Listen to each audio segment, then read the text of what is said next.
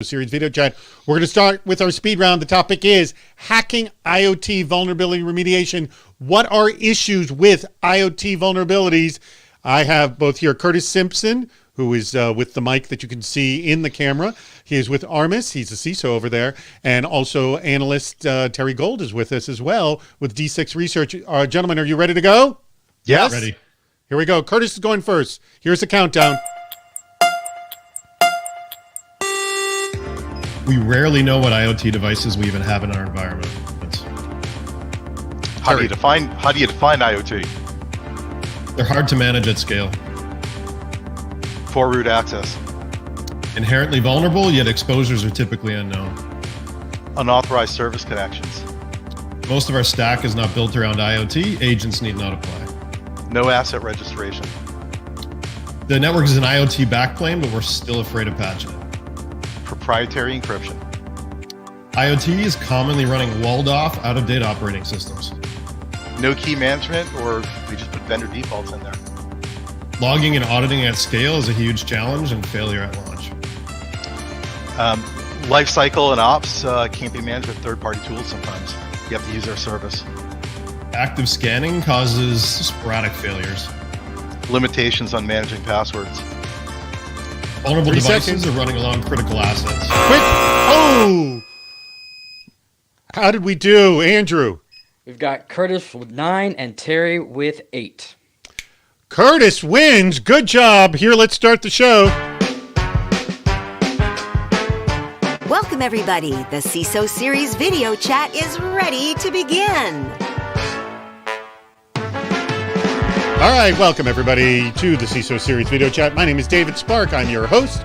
Our topic today is hacking IoT vulnerability remediation, an hour of critical thinking of what to do when you find vulnerable devices on your network.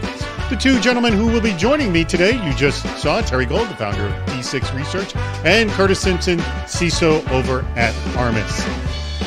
Huge thanks to our sponsor, Viaku.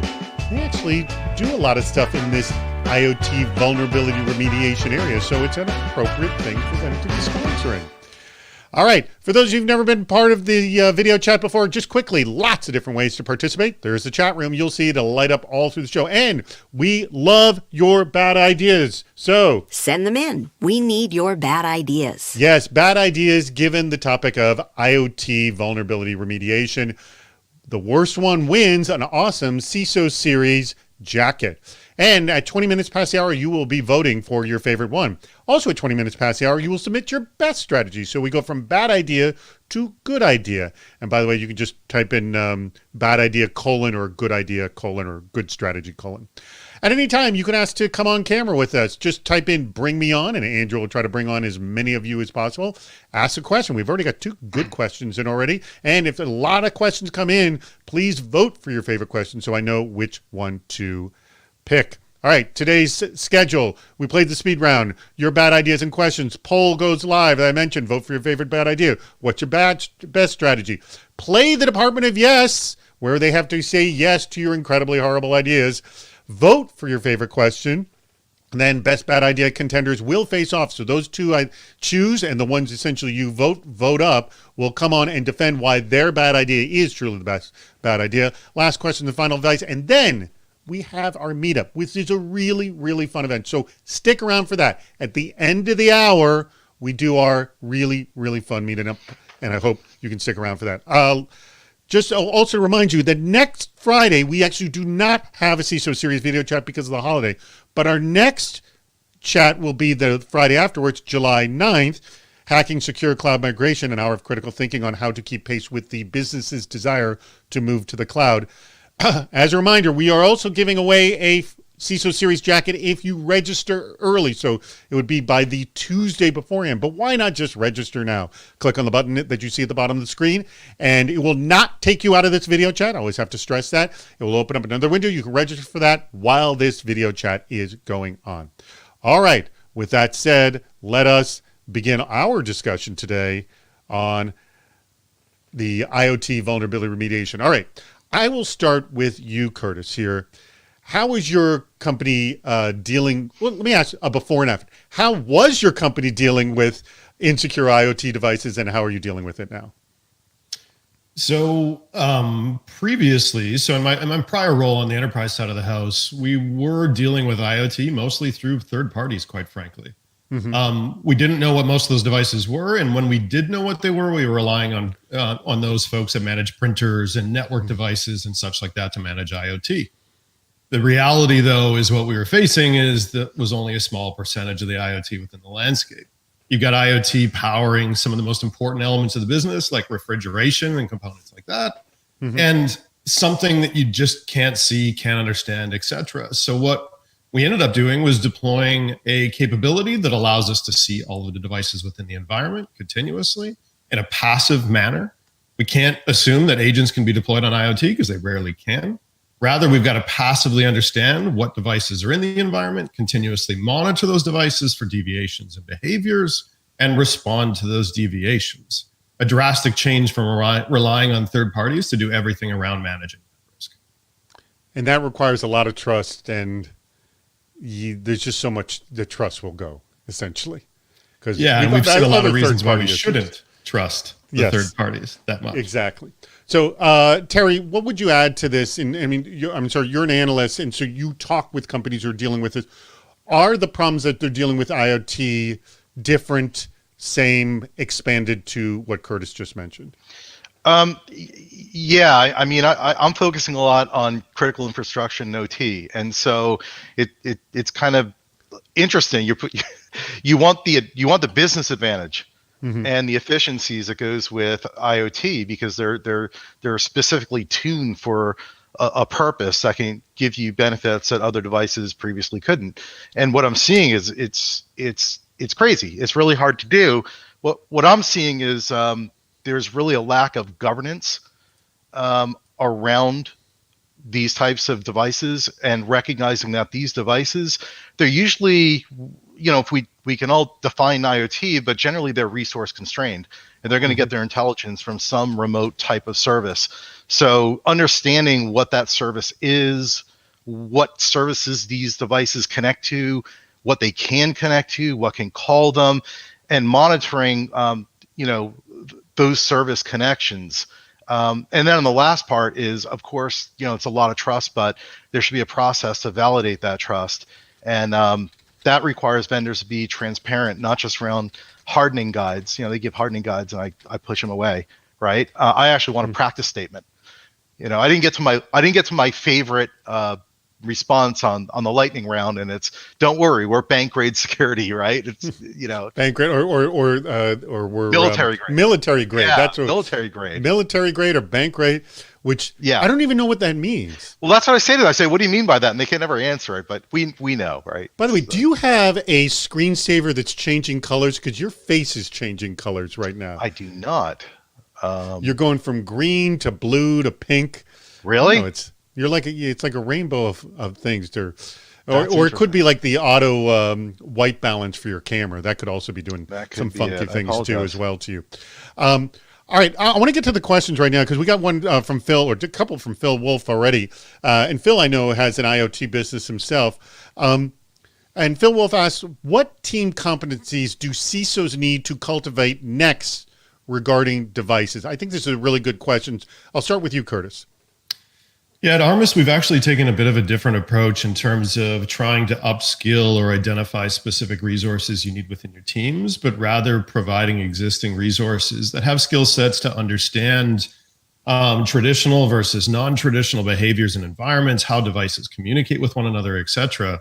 So at Armis, it really comes down to exposing the information that our existing team members know and understand, but really eliminating that gap of understanding around these devices. Because what's important, I think, for us to remember around IoT is these are computers, right? They're just different computers. They weren't established as multi-use devices. They were established as single or select use devices in many cases. An easy example are light switches and such like that. But the reality is they're running often traditional operating systems that are walled off, et cetera. What most security teams need are visibility into these things, visibility into what software components they're running, visibility into how they normally communicate versus what abnormal looks like, and then having the ability, including those tentacles within the environment, to actually take action when things happen. But again, all of that starts with visibility and looking at your exposures, how they relate to cyber Let me resilience ask strategies, etc. Let me ask Phil's follow-up question, and maybe you could just speak for yourself if you actually know the answer to this. He's asking what percentage of devices that attach to networks are unknown or not under management. In the vast majority of environments, it's 40 to 60%. We see some environments as high as 80, but 40 to 60%, and that includes standard environments like financials. Honestly, Terry, have you seen the same? Yeah, I think a lot of times my clients just don't know, and that's the biggest head scratcher for them. Right, So and that's what we're wondering. Yeah, I think he'd have a better idea because he has more insight into that. So we walk into most environments where people assume that maybe it's 10, 20, 30%. And again, every single time it's somewhere between 40 and 60%.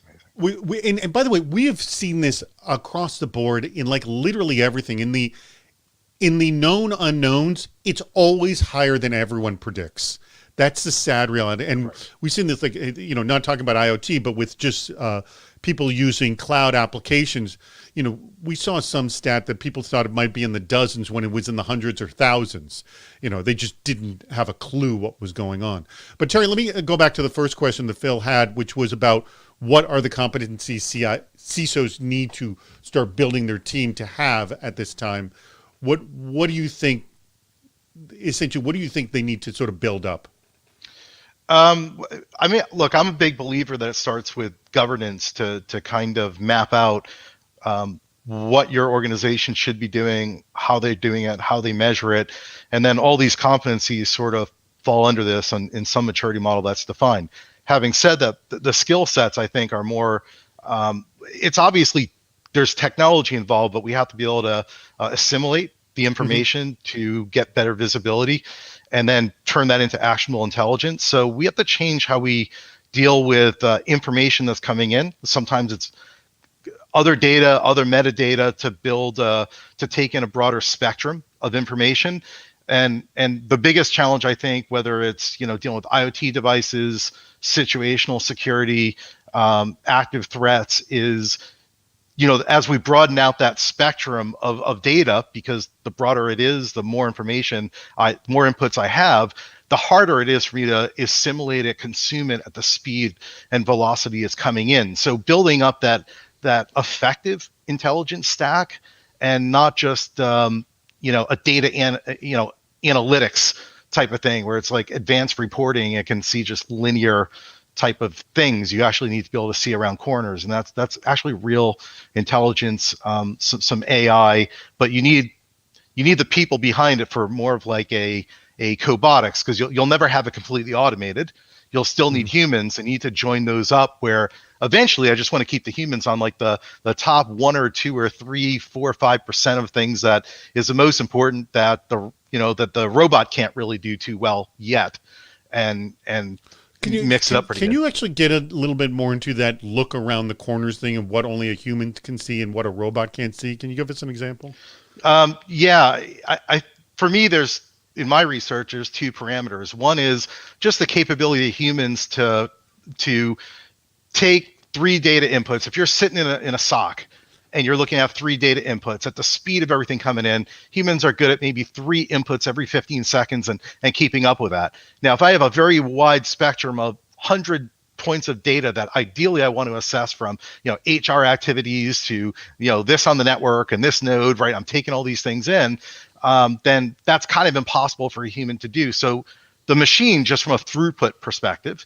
Now, if I want to get more behavioral and predictive about things, then I need to get away from analytics that just look at patterns, and I need to start looking at signals, right? And signals are more things that, it's not like I see this data so it means this.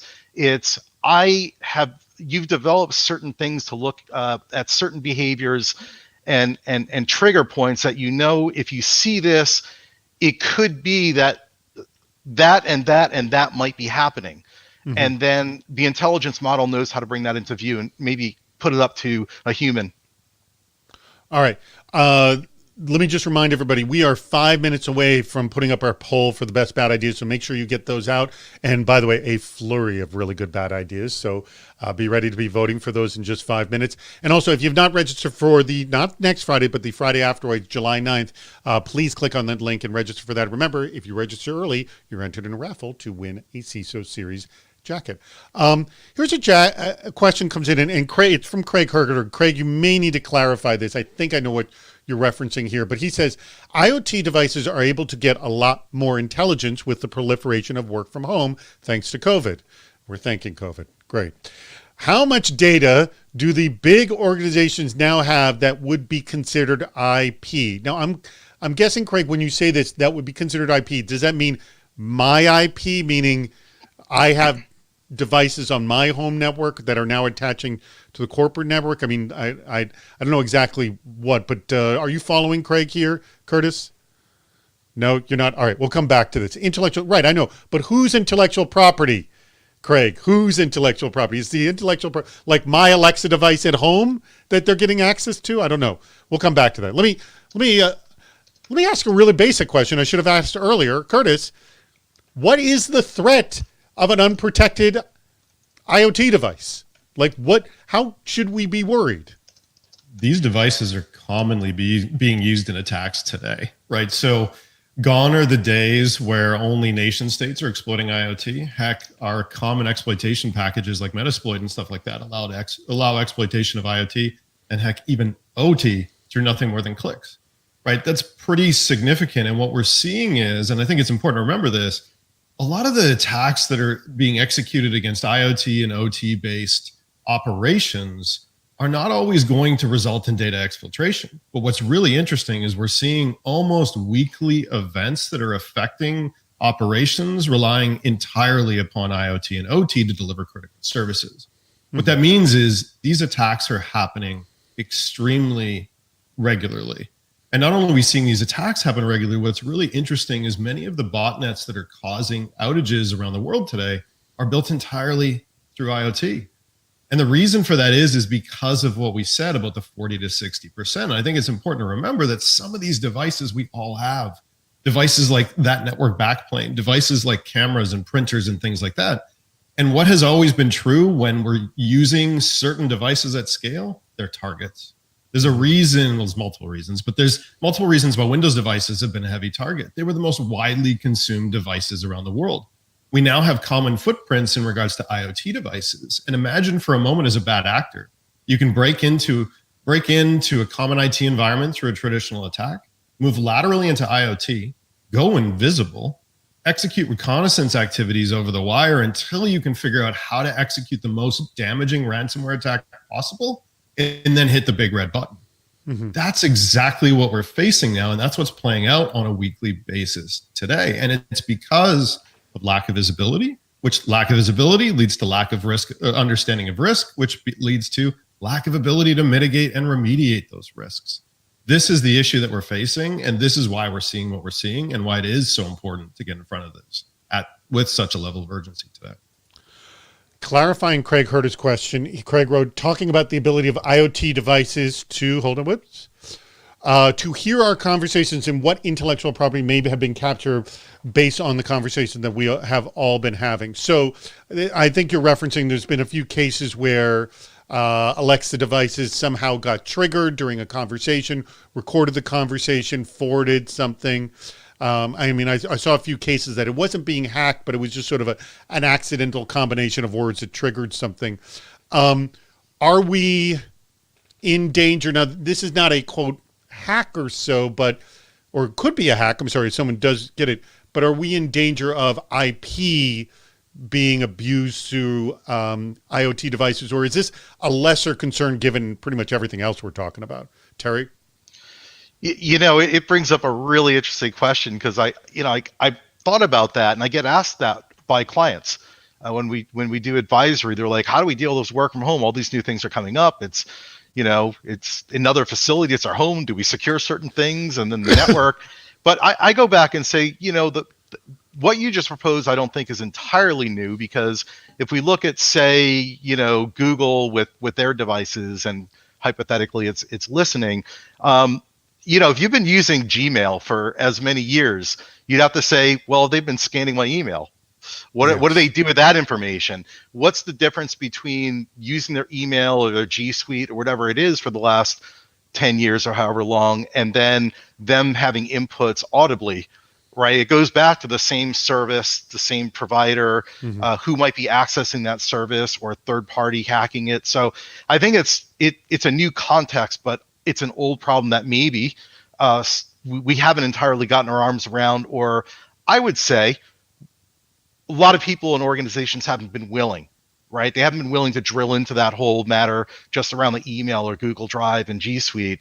And do they cut it off? Do they manage it? Can you demand things out of Google? Probably not. It's a service and you get what you get. And, do you trust, do you not? So I think it belongs in that bucket somewhat. By the way, I am loving some of these bad ideas. I'm just scanning them right now. I know. Some good ones. Again, we have a very creative and funny audience, so you are going to be up to a severe challenge when this comes around. All right, let me remind you, now that we're 20 minutes past the hour and played the best bad idea, by the way, you can still get bad ideas in to be eligible for the jacket and also just throw out a really funny bad idea. But we want to hear your good ideas. What is your good ideas and your advice on that? Because we will also throw up a poll about that, and we'll be referencing those as well. All right, let's get back to the... This, I think, is the big question, though, and I'm going to throw this to you first, Terry, because my feeling is you've been researching this. We have a severe IoT expansion, and maybe you have numbers on that to share. But can the current IoT security efforts, what we're doing right now, deal with the expansion? And if not, what needs to happen? Well, I think there's a lot of numbers out there, so I'm not going to go quoting other analysts. Okay, go ahead. I don't focus on numbers. And be anecdotal. I'm cool with that.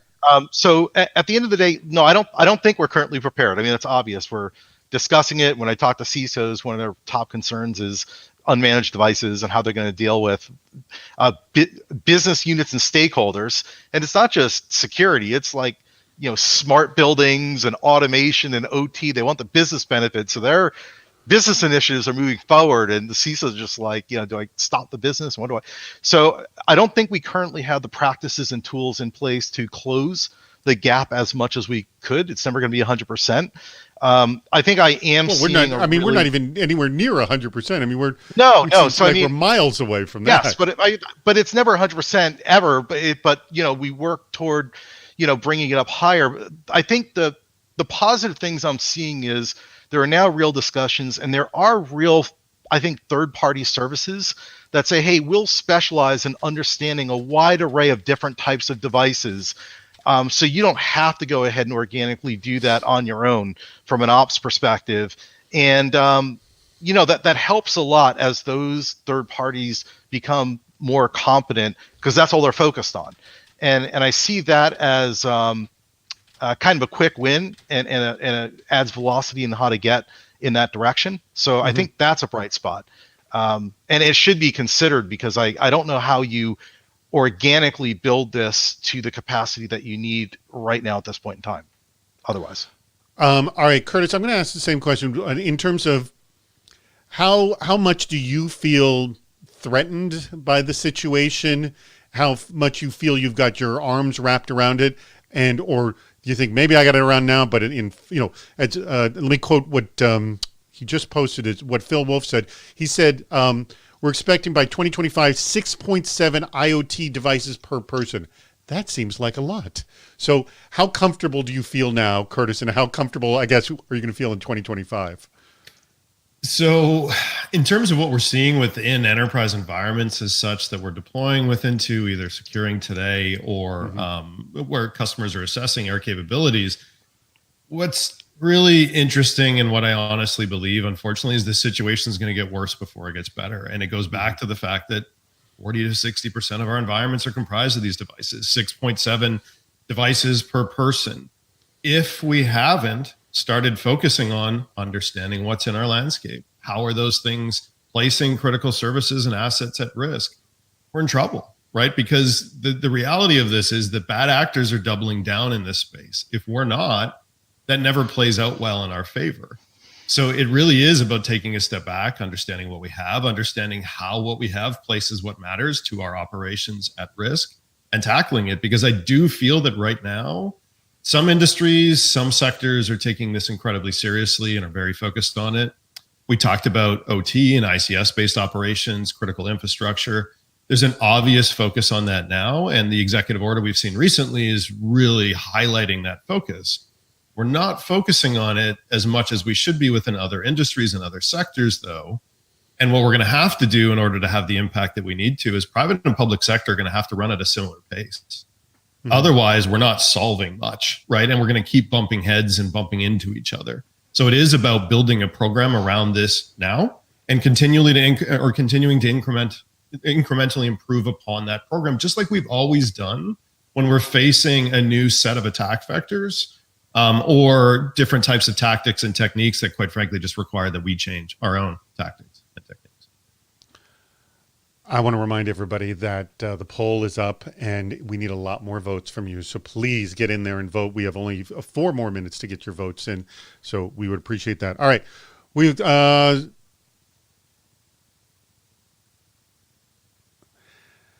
Craig Herter asks, centrally managing all or most of your IoT devices, do you think we will ever get there? In a sense, this is the some of the solutions out there, but not in the sense that we think it is. Yes, Terry? Yeah, I think the short answer is, will we ever get there? How do you define there?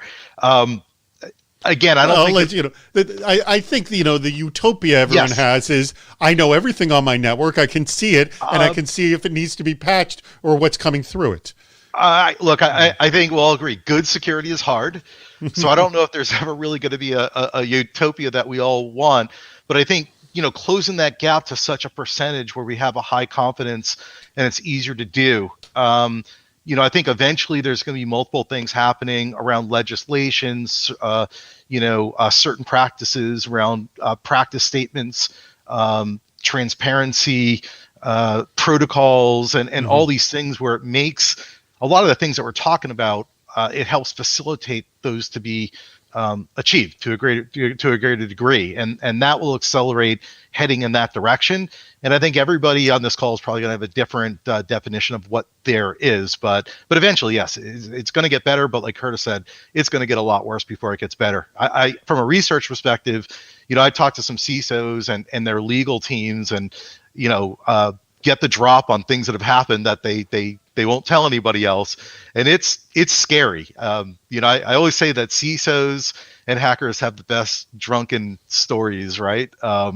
They're just funny. But there's a lot of those. Laugh about it after the fact. Well, people think, one of the biggest misconceptions by the general public is they think they know how all these breaches happen because we hear about them, every day.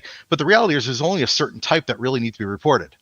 Mm-hmm. Right. So you go outside of that class of what needs to be reported, like the PII stuff, and it's all very interesting stuff that you don't hear about, but it's going on every day. Right. Mm-hmm. So. Excellent. All right. We have just a couple of minutes before our before we play our game. And we already dealt with that. So let me ask this question. I don't know why I didn't ask this earlier. Does IoT security need to be treated the same or differently than other endpoints, Curtis? Quite differently. And there's multiple reasons for this, right? One of them is that IoT devices are quite finicky, and they've been built primarily around happy paths, expected communications, expected responses. Again, you think of something like a light switch, you turn a light on, you turn a light off, you maybe dim the light. That's all it's built to do. So when you start using tools like active scanners to assess these devices, they can just fail.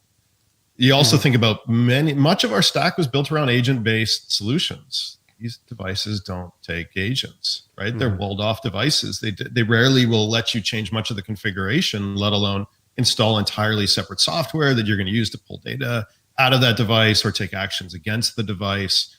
We've got to take a very different approach. And even if we think about the question that was just asked, the reality is we're not going to be able to patch everything, right? We're going to be in this weird dichotomy for a while where some things we have to patch, some things we can't patch for business reasons, some things we can't patch for technical reasons. I think about the environment I came from prior to joining Armis, and I wasn't going to be able to patch most of my 20, 30, 40-year-old OT equipment. That wasn't a reality for me. So the approaches that I would traditionally take to manage something to decommissioning and manage the risk around the thing that couldn't be decommissioned in the meantime, I had to take totally different approaches, constrain communications, monitor everything in relation to critical assets and what could disrupt them. It's a different approach. We need data, we need critical thinkers. We got to pair those two things together and come up with mitigation and remediation strategies. And we're going to be working at this for a while. This isn't something we're going to solve overnight. No, and hence why we're having a discussion about this.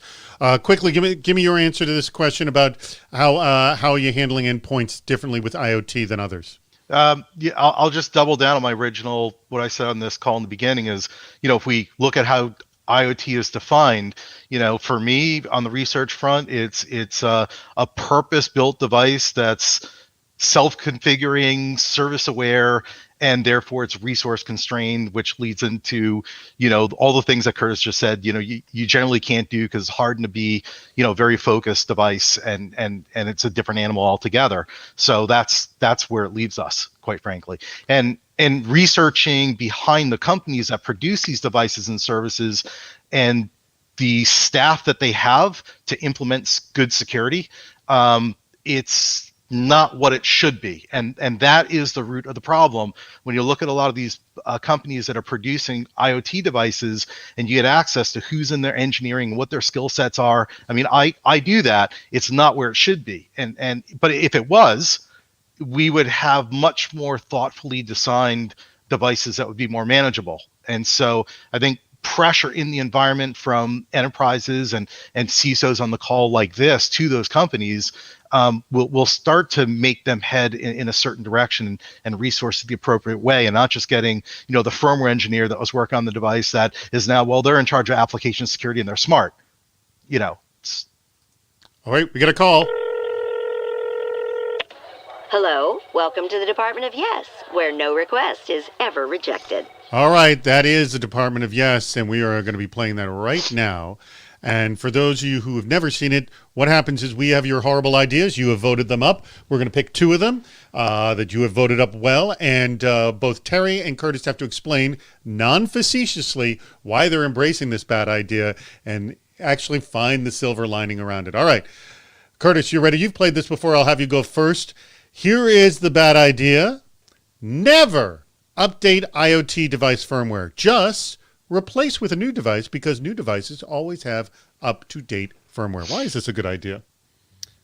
That will truly force me to optimize my monitoring strategy and my ability or my IR capabilities around responding to what is acting abnormally or maliciously. And the act of physically replacing it also, I would assume, helps you understand what actually you physically know where it is on your network, rather than the things you don't physically know where the hell they are at all. 100%. So you're gaining visibility and you're really honing or building or flexing your muscles around monitoring and IR, which is something you've been meaning to do anyways. Oh, yeah! Good answer. All right. I throw this to you, Terry. Terry, why are you going to do this? Replace all your devices. I'll always have the latest features. Why worry about things in the past that are, getting old? Always be up to date with the newest capabilities. So simple as that. All right, I'm going to give you that. You get a correct ding on that. All right, let's go to the second one right here. It's going to cost you guys a fortune, by the way, replacing all this stuff all the time. It's by the way, considerably cheaper, I think, just updating. But the visibility, I think, is huge right here. You would actually probably save yourself a lot of money in another area. All right, here's another. Oh, by the way, who had that bad idea? I didn't even ask. Please pipe up. Did someone speak up of whose bad idea that was? Because we want you to come on at 40 minutes past the hour. So please speak up if that was yours. I didn't see if someone posted that. Andrew, let us know in the back channel. All right, it was John. All right, John came up with that from Viaku, our sponsor. Awesome. All right, John, you're going to be coming. You're going to be coming on. You're going to be coming on in 40 minutes past the hour. All right, here we go. Let Siri manage all your IoT device remediation and enable snarky mode. I'll go to you, Terry, first on this one. Why do you want to do this? Oh, my God. Hey, by the way, but before you answer, let me just mention to everyone, prior to us talking Terry was mentioning that he was abusing his Siri on long drives from LA to San Francisco. So he should probably have the best answer to that. Not to put too much pressure on you, Terry. All right. Let's go. Let Siri manage all your IoT device remediation and enable snarky mode. Go. That's such a bad idea. The only thing I can think of that I will not have to invest in new ops tools. Forget about standardizing my ops management enterprise wide. It'll just be easy for my ops team to just talk to Siri. It'll be seamless. It'll get it done.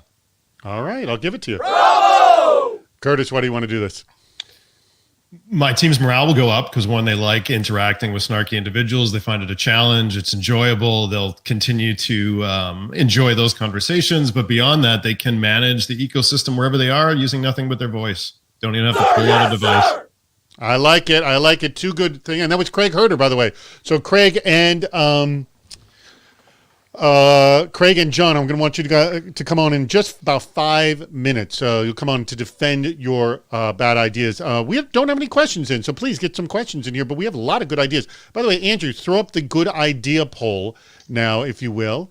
Get that up as quickly as possible. Now, Craig throws a good idea, and I'm going to throw this as to how far away are we from this? He says, create a uniform international standard for all IoT devices. Is this a pipe dream, Terry? No, I don't think it's a pipe dream. The question is, how does it happen? Okay. Right. So, okay, how does it happen? Well, there could be legislation, but then the problem with that is they're always very high-level frameworks, and it leaves a prescription to be very open, and that's where it's the lowest common denominator, and things happen. The other thing I think the way that it should probably happen is that enterprises, the people that write the checks that these vendors want to sell things to, we become the department of no unless you start doing these things. Mm-hmm. And there has to be some end user CISO or designated consortium where they all agree to have the same demands and basically say, universally, we're going to say no unless you start doing certain things. I mean, excuse my ignorance. Is there kind of an ICANN for IoT devices? I believe that there's some things. I'm not sure if there's something that's essentially an international body. Something. There might be, but again, I think the thing that happens with a lot of the standards is they can be high level.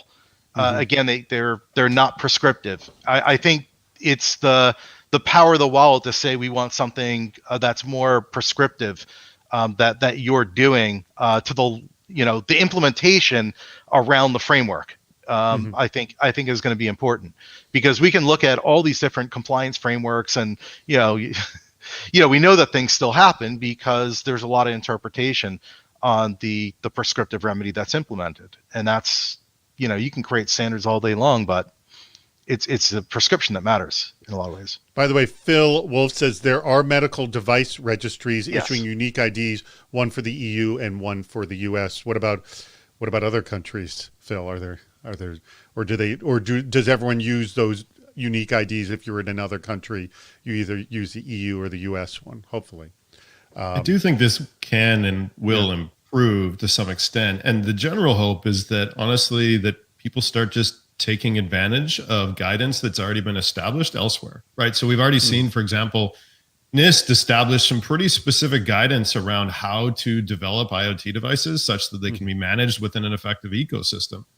If that is, and as far as I'm aware, it is, the clearest, most detailed, effective guidance that's been established, the hope would be, like we've seen to some extent with NIST 800-53, that folks use that as the foundation around the globe. And that standards are based around that. So what we might start to see are regulations and standards that are different, but still grounded in what NIST established. And that's still going to make it a much better place for all of us. And I do see this changing already, right? We look at the FDA recently making significant changes around a new position that they've got with someone who's got experience on the hardware side as well as the security side, who's now partnered with NIST and making changes as to how the FDA is going to look at this type of risk going forward. we're seeing it. They're driving manufacturers to change. It's just going to take time because we dug ourselves a very deep hole. I think the other thing that's important to remember too is that some of these devices we have in our environment, we're going to continue to have for a going time, just like we do with mainframes and AS400s and all those. Let's Flash. Let's just say today, all of a sudden, standards get built, and every device going forward, manufactured today, will have standards everyone agrees to, and you can see visibility. But as you said, we've got already millions out there that are not going away. That could be on the networks for 20 plus years. Yes. Yes, and we've got to remember that. So what we're going to have is this new security program that's around these new devices that allow us to apply standards and take advantage of some of those capabilities. And then the dichotomy is going to continue to be that we're going to have this different process for these other solutions, devices, et cetera, that can't go away yet, that the business will eventually replace, but we're going to have to wait until we can get there. So I'll just jump in real quick. So Sure. I agree with that. It's somewhat panacea though, right? So even though we have standards, is it self assessment that I comply? Is there somebody, an agency telling them that they have to do it or they can't offer the product? Ultimately, in the markets we're in, enterprises, we make our own decisions. It's not the federal government. It's going to be the power of the wallet, unless there's somebody doing something for the federal government and the government does something like, FIPS, and you have to do it this way. But, a lot of those things aren't resold to enterprises in a lot of ways. So the power of the wallet has to come into it to some extent. So end users, vendors actually say, okay, we got to do it and we got to do it well. We have Craig Herter that just jumped us on board, and we're waiting for John Gallagher, who's with Viaku as well. Excellent. Oh, excellent. We got John. We got Craig here. All right. 2 phenomenal bad ideas, gentlemen. And by the way, Luke, are you related, the two of you? Look, you got the same beard and hair color. Almost. There you go. All right. I'm going to start with you, John. You had our first bad idea, and Terry and Curtis, you are going to essentially determine which one's worse. You have to argue why your idea is the worst and explain. So, John, you had the one about essentially replacing all the devices. Explain. Yeah. So, look, you've got, and by the way, the worst bad idea today was thanking COVID, but that's a different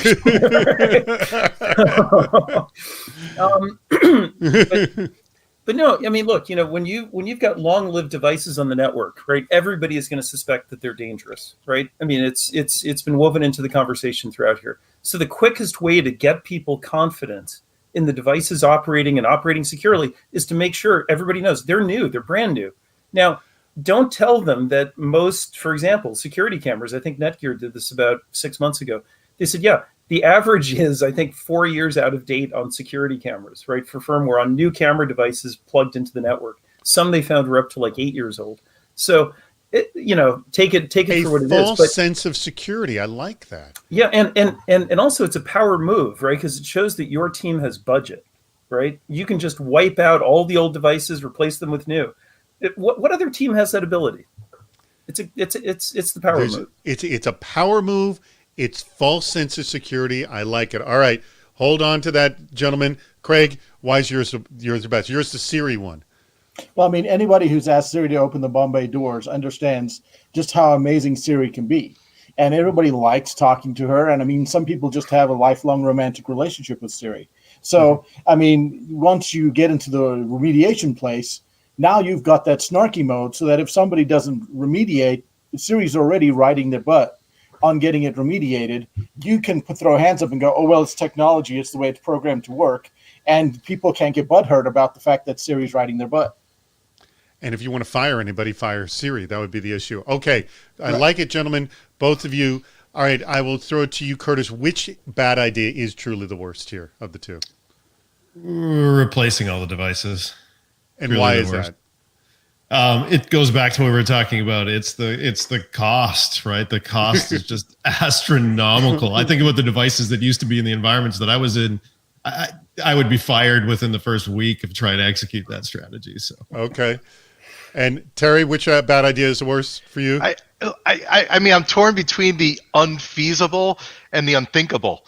Right, the Siri one, or the Alexa or the Siri one was just, that's unthinkable. I can't even get my brain around that.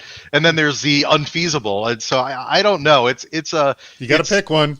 I would have to say that it's the Surrey one, because even with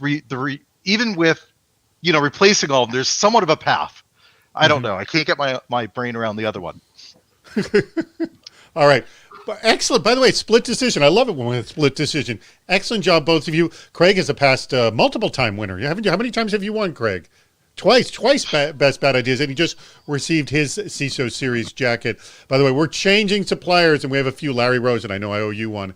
Suppliers. Anyway, thank you, Craig. Thank you, John, very much, and thank you, John, for being a phenomenal sponsor of this actual event too. What a kudos to get him on. All right, our good ideas are in here in the poll, and let me actually see. Has anyone been voting?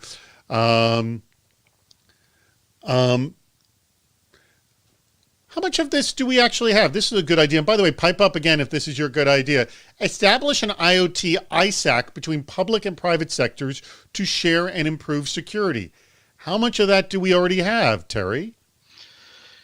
From my awareness, not a lot. We talk about it quite a bit. I know that when things happen and you get law enforcement involved, you share with them, and also by the way.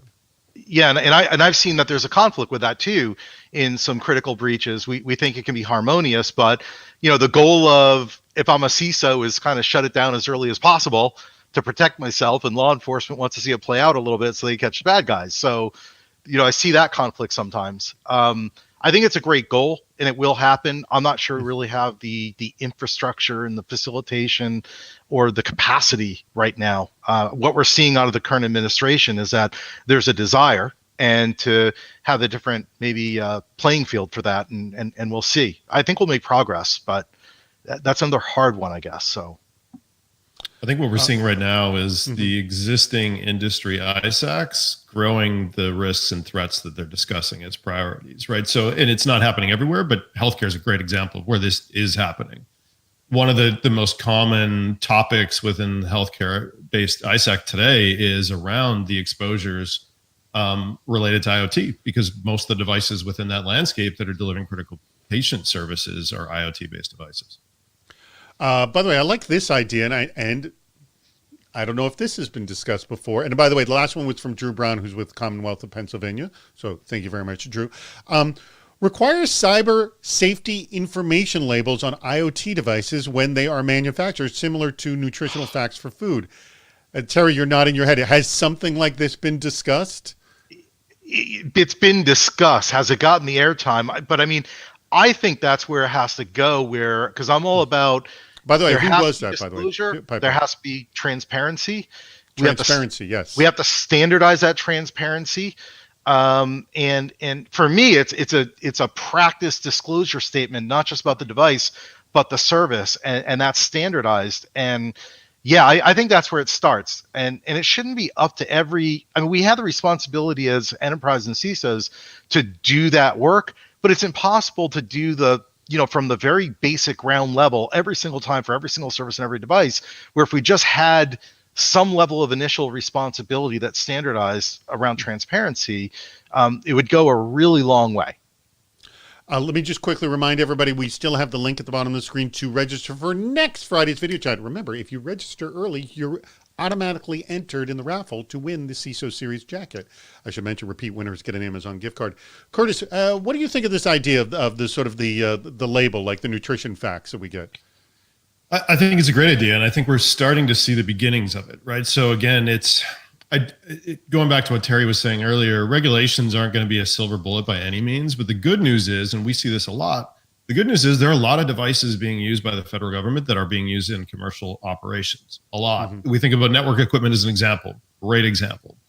So what is starting to happen is this conversation has been going on for a while, as Terry mentioned, but if we look at the executive order that's come out recently, they're literally talking about this. They're talking about the Energy Star-like logos that will start to be placed on devices to give you some faith that they have capabilities you would expect, that some level of hardening has occurred, et cetera, et cetera, et cetera. So it's coming. And we've been talking about this again for a long time, because we need to understand that some bare minimum set of requirements have been met, and then we can take advantage of a bare minimum set of capabilities Otherwise, you're starting from behind. You're having to learn, what am I dealing with? What are these devices? What exposures do I have? What can I do with them? So it's going to take time for all of this to have an impact, but it is starting, and we're definitely going to get there. All right, we are about 10 minutes from wrapping up. We want to remind people, if you have never joined our meetup at the very end, it is a lot of fun. Myself, Terry, and Curtis will all be in there, as well as many of you as possible. Please join us. It's a lot of fun. We'll be putting up that link in just 5 minutes, so we'd love you to join. And until then, please click on the link and register for the video chat. We will have, not next Friday, but the Friday afterwards, July 9th. We've hit a lot of good issues here, and I appreciate everyone's bad ideas and good ideas for that matter. But let me talk about the geez, why am I blanking? The CIS controls top 20. The top 2 there are identify what's on your network. We began this conversation about identify what's on your network. My feeling is this conversation should just, the sad reality is, if we don't do that, like, everything else is moot, isn't it, Curtis? At that point, like, 100%. Why even have a conversation after that? Well, what's interesting, and I think we got to remind ourselves of this, is not only is it moot, if we're not solving the visibility problem, why are we talking about this in detail? And what I commonly say to people is segmentation, as an example, is not a strategy. It's part of a strategy. You segment what you already understand you can and should segment. Right. What we typically do is we say, yep, executing on segmentation. I'm going to take all these dirty devices that I know about, all these guest devices that I know about, and put them somewhere else. In the meantime, you've still got that 40% to 60% of the landscape that's comprised of these devices you've never seen before. But I think what's most important to remind ourselves of is, whenever we've had a visibility challenge and we've closed the majority of the gap, we've answered our own questions as to what's next. 9 times out of 10. Right? What we struggle with 9 times out of 10 is trying to answer the question of what should I do next at what priority when we don't have visibility. And one of the things that I learned some time ago in my career was that's where I get stuck. I get stuck when I don't have answers, and I don't have answers because I don't have data. That's it. Let me throw this out to you. In the visibility question, so one of the common things, and I actually spoke with John over at Viaku, and one of their charges is essentially, don't treat your devices as sort of aliens that need to be kept out of your your walls of your environment, but make them legitimate citizens. And that's a charge I know for Viaku, and that what they're trying to do. But, and again, just hear me out here. What if you were to put up walls? What if you did put up the walls, and when they come banging on it, then you say, oh, okay, I now know you exist? Would that be a legitimate process, Curtis? No. And why is that not? So you look at large operations as an easy example, right? You've got hundreds of facilities. There's some degree of autonomy because those facilities run in unique areas of the world, and they've got to operate in a very specific way to service localized customers, et cetera. What we see everywhere is an intake of IoT at scale, where those businesses are buying, acquiring, implementing IoT that makes sense for them. What I think we've also learned over the years in this cyber function is that every time we tell the business, I'm going to throw up a massive brick wall, come knock on this solid door that sits on that brick wall, I will open it a crack. You hand me your piece of paper that says what you want to do. I will slam it, and then I will tell you, I will open the door widely in a couple of weeks and tell you when you're ready to go. Everyone just goes around the brick wall. And we've seen that before, and I would argue that it actually is a worst case scenario with IoT, because not only do we not know we have these things, even if someone comes to us and says, hey, can I use this? How do we know to answer yes or no? Right? Like we don't have a capability to discover them. We don't have the capability to assess the risk associated with them. But now we're telling the business to come to us for us to weigh in on whether or not they're going to consume a risk that's acceptable. In the meantime, the business is trying to solve a very specific strategic initiative or address a specific strategic initiative. And what are we doing again? We're being the team of no without even realizing it. The reality is these things are coming at us. And what we've got to do is allow them to continue to come into the environment, but have the controls necessary that allow us to understand what they are, discover where they are, and act on them when they start acting differently. That is most important right now, because anything else is just so much of a heavy lift and is just going to burn political capital like a dumpster fire. All right, we are wrapping it up right now. I just want to say that Drew Brown got a great late bad idea. Let the IoT vendor decide the sensitivity of the data on the device. A phenomenal bad idea. Love it. All right, Terry Curtis, I'm gonna have you give us the final words here. Let me just remind everybody: click on that link right now, because Andrew's going to change it in about 1 minute. Or actually, you know what? Andrew, change it now. If you didn't click on that link before, you can always go to CISOseries.com and click the register for video chats button. Let me, though, wrap up, and I'm going to want to get your last thoughts and what your advice is for everybody here. All right. So next video chat is July 9th. So none next Friday, but we'll have one the Friday afterwards, an hour of critical thinking, or excuse me, hacking secure cloud migration. This is actually going to be an interesting conversation, because we're going to talk about how threat modeling actually can help in this process of hacking a secure cloud migration. Stick around for our meetup. You can click that link at the very bottom of the screen. Go ahead and click on it now, and then that will open another window. You register, you type in your full name, and you'll be part of our meetup, where you get these one-on-one meetups with another cyber professional, aka cybersecurity speed dating. Tell your friends to join us. We do this every Friday at 10 a.m. Pacific, 1 p.m. Eastern. Again, not next Friday because of the holiday. It's a lot of fun, as you can see. A huge thanks to our sponsor, Viaku. John, would you type in your email or whatever contact information you want people to reach out to you or anybody else, so they can learn about what Viaku offers in this area of IoT device protection, essentially turning them into legitimate citizens on your network? I love that line. It's a great line. So thank you, Viaku, for sponsoring this very video chat. And if you want to sponsor a video chat, we actually have sponsorships starting in the middle of August are going to be available. So if you're interested in doing that, just email me at david@cisoseries.com. All right, we have exactly 3 minutes left. I will start with you, Terry. Just in 1 minute, give us a wrap up. What are your last thoughts, your advice for our audience? For me, your security can never be better than your ability to govern. Someone had a good idea on that topic, I remember. Yeah. So I mean, for me, if you don't have a governance strategy, then everything is probably, or a lot of things are probably ad hoc, and managing IoT devices and unmanaged devices in ad hoc manner. If you're an enterprise, you need repeatable scalability, predictability, and those things. But by doing that, you can kind of extricate what you know you don't do well or can't do well according to your governance, and you can start to separate it from there. My other point is just a sub bullet. We talk a lot about devices, but remembering that IoT devices generally are service aware. So make sure that the services are actually in scope too, because those services communicate not just to those devices, but a lot of times other services.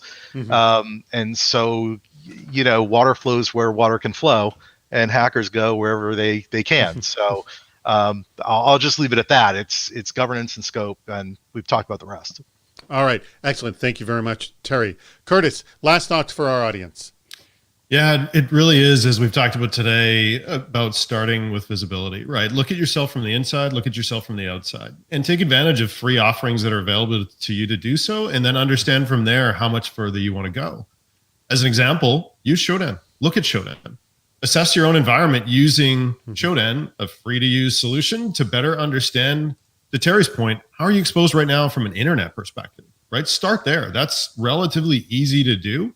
You can have team members start taking action on that now, and you can secure things that maybe you didn't really realize that you were exposed to. And then assess yourself from the inside, execute a POV like you did back in the DLP days to figure out what data flow and exfiltration scenarios you were dealing with. And then use the results of that or a one-time assessment or something like that to figure out, again, how do I want to double down? If you execute that type of effort against one of your most important environments, a critical landscape, something along those lines, you've got enough intel to make a decision at that point as to what you want to do. Just don't start with nothing, right? Don't make decisions as to your strategy without that visibility, because you're likely just going to end up revisiting that strategy multiple times. Excellent. All right.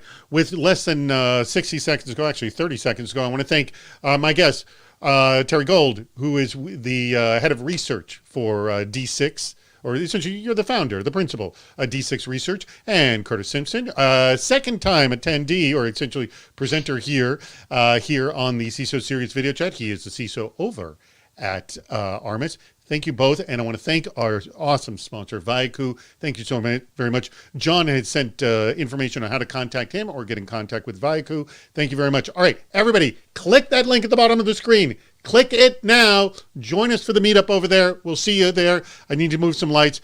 That's it.